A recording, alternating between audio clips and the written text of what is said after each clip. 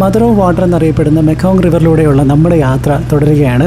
അപ്പോൾ നമ്മൾ അടുത്ത ദ്വീപിലെത്തിയിട്ടുണ്ട്. അപ്പോൾ ഈ ഒരു തുരുത്തിൻ്റെ പ്രത്യേകത എന്ന് പറയുന്നത് ഹണിയും അതുപോലെ തന്നെ ട്രോപ്പിക്കൽ ഫ്രൂട്ട്സുമാണ്. അപ്പോൾ അവിടുത്തെ ഹണിബീയുടെ പ്രത്യേകതകളൊക്കെ നമ്മുടെ ഗൈഡ് പറഞ്ഞു തരികയായിരുന്നു. അപ്പോൾ മനുഷ്യൻ കഴിഞ്ഞാൽ ജീവലോകത്തെ കോർപ്പറേറ്റ് എംപ്ലോയി എന്ന് വേണമെന്നുണ്ടെങ്കിൽ ഈ തേനീച്ചകളെ നമുക്ക് പറയാം. അപ്പോൾ അവരുടെ ആയുസ്സുടനീളം അവർ മറ്റുള്ളവർക്ക് വേണ്ടി പണിയെടുത്തുകൊണ്ടിരിക്കുന്നു.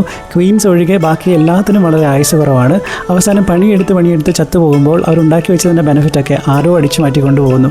ലിറ്ററലി ഒരു കോർപ്പറേറ്റ് എംപ്ലോയിയുടെ ലൈഫ് അല്ലേ. നമ്മൾ ചെന്നപ്പോൾ തന്നെ ആ ഒരു ഐലൻഡിൽ ഇങ്ങനെ ഒരു വെൽക്കം ഡ്രിങ്ക് നമുക്ക് വേണ്ടിയിട്ട് ഉണ്ടാക്കിയിട്ടുണ്ടായിരുന്നു. അവിടുത്തെ ഹണി കൊണ്ടുണ്ടാക്കിയിട്ടുള്ള വളരെ സ്വാദിഷ്ടമായിട്ടുള്ള നാച്ചുറൽ ആയിട്ടുള്ള ഒരു വെൽക്കം ഡ്രിങ്കാണത്. അപ്പോൾ വിയറ്റ്നാമിൽ ഞാൻ ശ്രദ്ധിച്ചൊരു കാര്യം ചെറുതോ വലുതോ ആകട്ടെ, പക്ഷേ അവർ ആ സെർവ് ചെയ്യുന്ന രീതി, പ്രസൻറ്റ് ചെയ്യുന്ന രീതി ഭയങ്കര ബ്യൂട്ടിഫുള്ളാണ് കേട്ടോ. അങ്ങനെ ഇരിക്കുമ്പോഴാണ് നമ്മുടെ ഗൈഡ് ആ ഒരു ഫാമിൽ വളർത്തുന്ന അവിടെ ഒരു പെറ്റിനെ തൂക്കി എടുത്തുകൊണ്ട് വന്നത്. പെറ്റിനെ കണ്ടപാട് എൻ്റെ തൊട്ടടുത്ത് നിന്ന ജപ്പാൻകാരി മിന്നൽ വേഗത്തിൽ വാഷ്റൂമിലേക്ക് ഓടുന്ന കണ്ടു.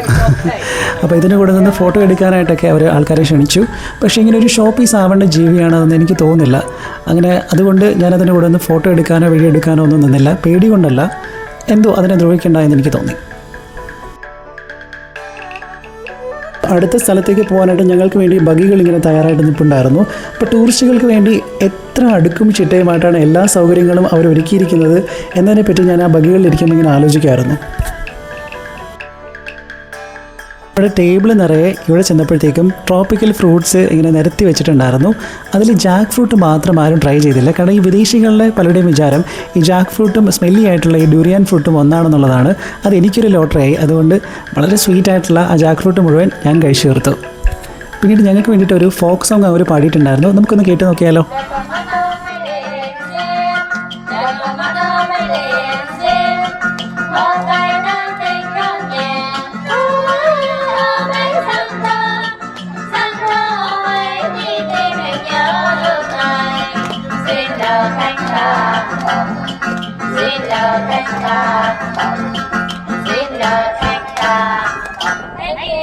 അങ്ങനെ ആ ഫാമിൻ്റെ കാഴ്ചകളൊക്കെ കണ്ട് ആസ്വദിച്ച് ഞങ്ങളിങ്ങനെ നടക്കുകയാണ്.